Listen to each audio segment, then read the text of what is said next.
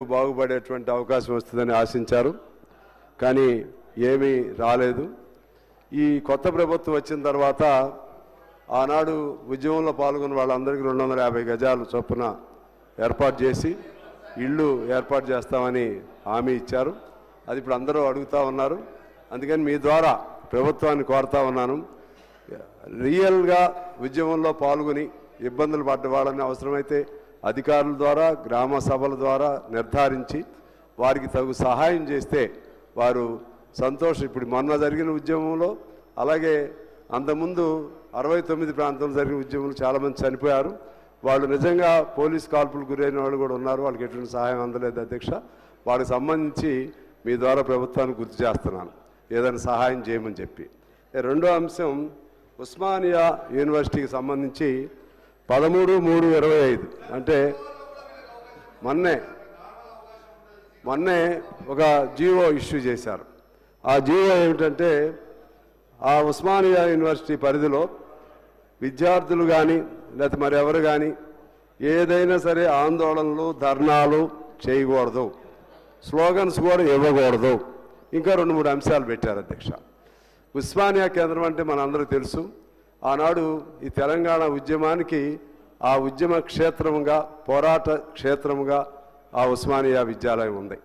దాంతోపాటు ఉస్మానియా విద్యాలయం ప్రారంభించిన కాలం నుంచి దాదాపు 70-80 సంవత్సరాలు అయింది. అక్కడి నుంచి అనేక మంది మేధావులు, మన వామపక్ష మేధావులు కానీ లేకపోతే ప్రగతిశీల మేధావులు కానీ చాలామంది తయారయ్యారు. అనేక మంది పోరాటాలకు ఆద్యులుగా అక్కడి నుంచే తయారయ్యారు. ఆ విధంగా అంత గొప్ప ఉస్మానియా విశ్వవిద్యాలయానికి సంబంధించి ఈ నిషేధం అనేది విధించడం అనేది ఇది అప్రజాస్వామికంగా అనిపిస్తుంది అధ్యక్ష.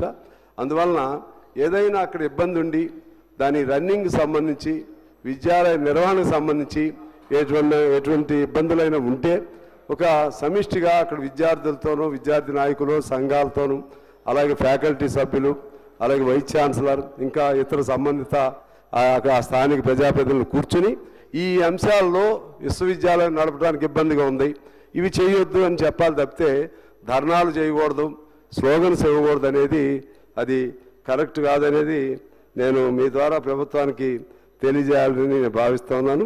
ఇక ఇంకొక అంశం చెప్పి నేను సెలవు తీసుకుంటాను అధ్యక్ష. ముఖ్యంగా ఇప్పుడు అసెంబ్లీ నడుస్తూ ఉంది. అసెంబ్లీ నడుస్తున్న తరుణంలో చాలామంది ప్రజా సంఘాల వారందరూ కూడా వాళ్ళ బాధలు చెప్పుకోవచ్చని మనం చూసాం. ఇందిరా పార్కు దగ్గర ధర్నాలు నిషేధిస్తే అక్కడ మళ్ళీ ధర్నాలు చేసే విధంగా ఆనాడు పోరాటాలు చేసి తిరిగి కేంద్రంలో మన కోర్టు నుంచి కూడా తెచ్చుకుని ధర్నా కేంద్రాలని తిరిగి అనుమతించే విధంగా తెచ్చుకోవడం జరిగింది అనుమతి. అయితే ఇప్పుడు చాలా మరి ఎట్లా జరుగుతుందో తెలియదు కానీ ఎటువంటి పర్మిషన్లు ఇవ్వట్లేదు అధ్యక్ష. అసెంబ్లీ జరిగినప్పుడు వాళ్ళు ఏదన్నా ఉద్యమం చేసుకుంటే ఆ ద్వారా ఇక్కడి నుంచి ఏదన్నా కబురు ఇక్కడ ప్రభుత్వానికి అందుతుందని ఆశ, అదేదో అయిద్దనేది కాదు కానీ అదొక ఆశ. అందువలన నేను మీ ద్వారా తెలియజేసేది ఏంటంటే, పాత గుర్తు కూడా అప్పుడు తుమ్మల నాగేశ్వరరావు గారు మంత్రిగా ఉన్నప్పుడు ఒక రైతు ఉద్యమం పైన కొల్లి నాగేశ్వరరావు గారు ఆయన చేస్తే సాక్షాత్తు ప్రభుత్వమే అరే మంచి మాటలు చెప్తే కూడా అంటారా మీరు? అరే అందరి కోసమే చెప్పేది ఇది, మరి ఆగరాదు. నా మీద ఆవేశం చూపెడితే అట్లా తమ్ముడు, అదే కదా చెప్తుంది మీరు. ఇక అందుకనే మీరు ఇదే అలవాటు అండి వీళ్ళకి. మంచి ఏం చెప్తున్నారో తెలియదు, వాళ్ళకి వ్యతిరేకంగా ఏం చెప్తున్నారో తెలియదు, వాళ్ళకి అనుకూలం ఏం చెప్తున్నారో తెలియదు. మనం ఏం చేయాలి? అందువలన చెప్పండి సార్, మీరు మీకు కనీసం తెలియదండి మీకు. నేను చెప్పింది ఏంటండి, ఇప్పుడు నేను చెప్పింది మంచి ఆలోచన చెప్తుంటే అధ్యక్ష నేను ఏమంటున్నానంటే 2014 పూర్వం ఏ ధర్నాలు చేసుకున్నా ప్రభుత్వాలే మంత్రులను కూడా పంపించి వాళ్ళకి ఏదైనా ఒక హామీ ఇప్పించేటువంటి ఒక సాంప్రదాయం ఉండేది అధ్యక్ష. అందువలన ఇవాళ తెలంగాణలో మరలా కాంగ్రెస్ ప్రభుత్వం వచ్చిన తర్వాత మళ్ళీ పాత వరవడి రావాలని చెప్పి మీ ద్వారా నేను కోరుతున్నాను.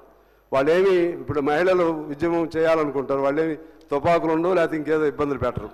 అందువలన మీ ద్వారా నేను కోరేది 2014 పూర్వం ఎలా ఉందో ఆ విధంగా ఆయా సంఘాలు వాళ్ళకు సంబంధించిన బాధలు చెప్పుకునే అవకాశాన్ని ఇవ్వాలని, పోలీసులు అనుచితంగా ఇష్టారాజ్యంగా గ్రామాల్లోనే ఈ అసెంబ్లీ జరిగే టైంలో ఊరేగింపని అంటే చాలు అరెస్టులు చేయటాలు లాంటి పద్ధతులు పోవాలని చెప్పి మీ ద్వారా ప్రభుత్వానికి తెలియజేస్తా ఉన్నాను అధ్యక్ష. గౌరవ సభ్యుల యొక్క విషయాలన్నీ పరిగణలోకి తీసుకోవడం జరుగుతుంది అధ్యక్ష. కౌశిక్ రెడ్డి గారు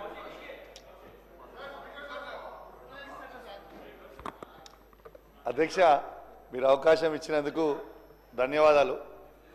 most urgent and most important అధ్యక్ష, మా హుజురాబాద్ నియోజకవర్గంలో చివరి ఆయకట్టుకి DBM 21, DBM 22, 23, 24కి చివరి ఆయకట్టు ఉన్న గ్రామాలకి శ్రీరాములపల్లి, అంబాల, శనిగరం, గూన్పర్తి, మాదనపేట, లక్ష్మీపూర్, గోపాల్పూర్, బత్వన్పల్లికి నీళ్ళు వస్తలేవు అధ్యక్ష.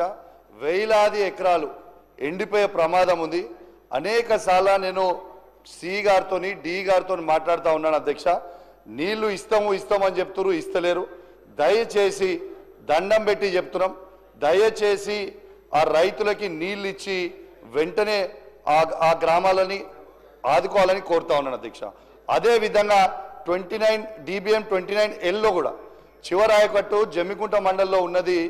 వావిలాల, నగురం, నాగారం అడ్దికున్నాయి. మళ్ళీ ఇల్లంతకుంట మండలంలో బూజ్నూరు, సీతంపేట, పాతర్లపల్లి, మరువన్పల్లి, భోగంపాడికి నీళ్లు అందుతలేవు అధ్యక్ష. దయచేసి రిక్వెస్ట్ చేస్తున్నాను అధ్యక్ష, వెంటనే ఆ రైతులకి నీళ్ళు అందియాలని రిక్వెస్ట్ చేస్తా ఉన్నాను అధ్యక్ష. అదే సార్ అధ్యక్ష, ఒక్కటే సెకండ్, నేను ఎక్కువ లేదు, 1 minute కంటే మళ్ళీ ఎక్కువ మాట్లాడా అధ్యక్ష. ఇంకొక రిక్వెస్ట్ ఏంటంటే, పోయిన అసెంబ్లీలో మాకు ఇంతకుముందు మా మానకొండూరు శాసనసభ్యులు అడుగుతారేమో అనుకున్నా, తన నియోజకవర్గంలో కల్వల ప్రాజెక్ట్ అని వస్తుంది అధ్యక్ష. దాదాపు దాని కింద ఆయకట్టు 6-7 వేల ఎకరాల ఆయకట్టు మా వీణవంక మండలం, జమ్మికుంట మండలానికి వస్తుంది. దానికి DPR రెడీ చేసినాం, అన్నీ రెడీ చేసినాం. పోయినసారి మంత్రి గారికి కూడా, ఇరిగేషన్ మంత్రి గారికి పర్సనల్గా రిప్రజెంటేషన్ ఇచ్చిన, దయచేసి ఆ ప్రాజెక్ట్ కట్టమని. ఇప్పటివరకు పోయినసారి అసెంబ్లీలో చెప్తే ఇప్పటివరకు కూడా దాని మీద రిప్లై కూడా రాలేదని చెప్పి కూడా ఈ సందర్భంగా మీకు తెలియజేస్తా ఉన్నాను అధ్యక్ష. వన్ లాస్ట్ థింగ్ అధ్యక్ష, మాట్లాడుతూ మొన్న డిప్యూటీ సీఎం గారు హుజురాబాద్ నియోజకవర్గంలో ఇంత రుణమాఫీ చేస్తామన్నారు కదా అధ్యక్ష. నేను ఇంత చేసినామని చెప్పిండ్రు. నేనేమంటున్నా అధ్యక్ష, పదే ముఖ్యమంత్రి గారు నన్ను ఎక్స్పెల్ చేస్తా అంటారు, తప్పు చేస్తే సస్పెండ్ చేస్తా అని అంటారు కదా అధ్యక్ష. నేను ఓపెన్ ఆఫర్ ఇస్తున్నా అధ్యక్ష, 107 గ్రామ పంచాయతీలలో ఏ ఒక్క గ్రామ పంచాయతీలైనా హుజురాబాద్ నియోజకవర్గం 100% రుణమాఫీ అయితే నేను రాజీనామా చేసి నేనే వెళ్ళిపోతా అధ్యక్ష. ఇది గ్యారంటీగా చెప్తా ఉన్నా.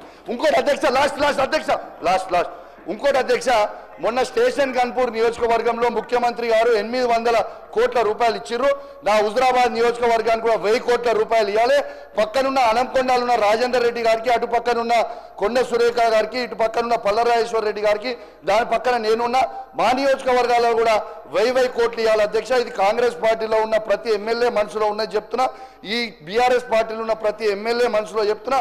ప్రతి నియోజకవర్గానికి, ప్రత్యేకంగా నా నియోజకవర్గానికి కూడా 1000 కోట్లు ఇవ్వాలని దయచేసి నా చేతులు జోడించి మరి కోరుకుంటూ సెలవు తీసుకుంటా ఉన్నాను. థ్యాంక్ యూ అధ్యక్ష. నోట్ చేసుకున్నాం అధ్యక్ష. నాగమయ్య గారు,